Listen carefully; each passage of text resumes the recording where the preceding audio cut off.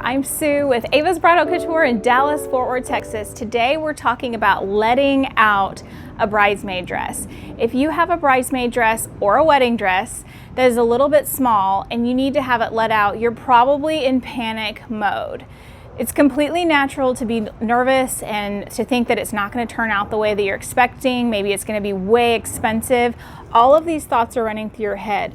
By the end of this video, we're going to cover cost, what will it look like, and can it be done? These are common fears when the dress is too small versus when it's too big.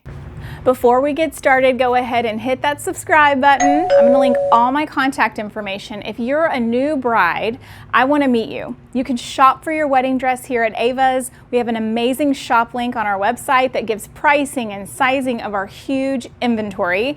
We're a large salon and we do accept alterations from dresses that were purchased elsewhere for bridesmaids, mothers, bridal gowns, you name it. Comment below and tell me what videos you would like me to create. That way I can start working on those videos for you.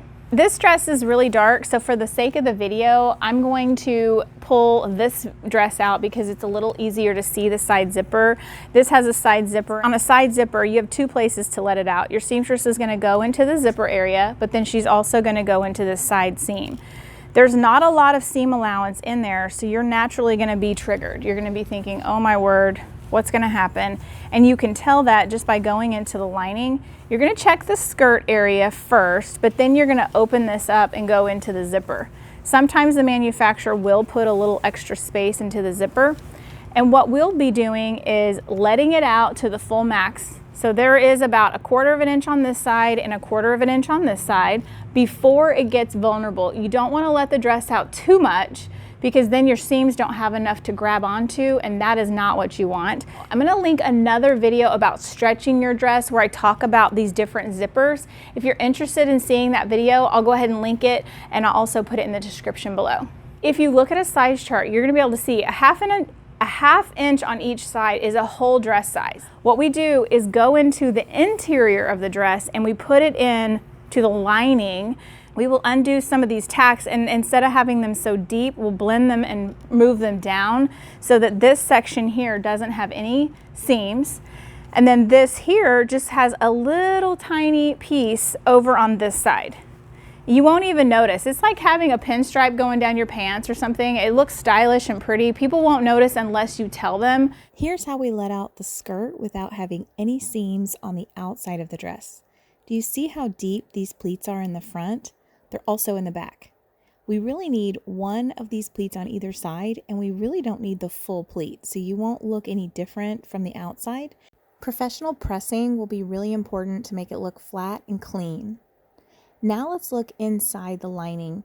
Here we can either move the lining of the skirt up because the dress is A-line, so the waist will be small, but the hips will be bigger. You can either move it up or add fabric where the zipper is. You care about the look on the outside. You'll have a little bit here in the sash of the waist, but in the back and the front, you won't be able to tell in the skirt or even the top. Do you see this space right here?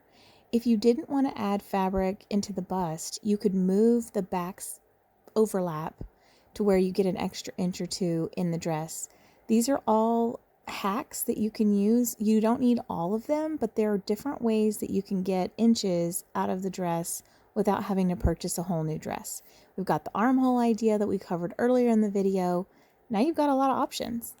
If you're between sizes, you will need to have your dress taken in anyway, and sometimes we can overthink letting a dress out because it messes with our minds. If the dress was too big, we would spend $60 or $70 sizing it down, but when the dress is too small, having to spend $80 or $90 to let it out seems so heavy. There's something about the dress being too small that messes with our minds. If you have fabric from the hem, that's ideal. So there's 2 layers of lining in here. There's the chiffon layer here that you can see through, and then there will be 2 layers of lining in the skirt.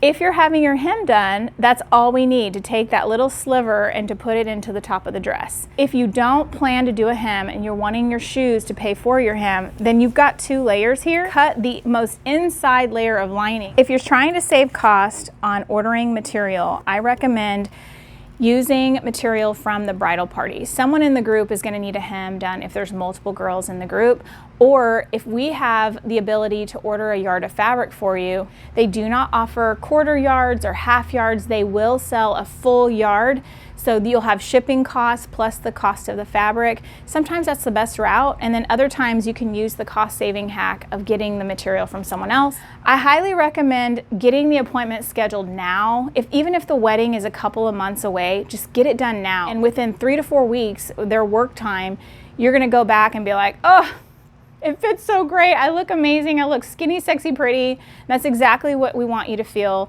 And you're going to be excited to be at your friend's wedding, at her bachelorette party, at her bridal showers. In 3 to 4 weeks, your tailor will have it completed for you, and you'll be amazed. I hope that you'll use this video when you're communicating with your local tailor. You're more than welcome to bring your dress to us for your alterations, but sometimes you have a go-to person who's a fraction of the cost, and we understand that too. If you're a bride, I highly recommend you come to Ava's Bridal or a tailor like us that's just highly skilled, very experienced, and has a joyful personality. Brides want the experience, and sometimes just the smallest comment of negativity, or if a seamstress is like thinking out loud and walking you through the stress that she's going to have on the back end, that can ruin your experience. You need somebody who's patient, joyful, honest, experienced, someone you can trust, someone you can ask for advice and really value their opinion. That is the kind of tailor that you want for your wedding dress. And a good tailor will value that. I love it when people come into the store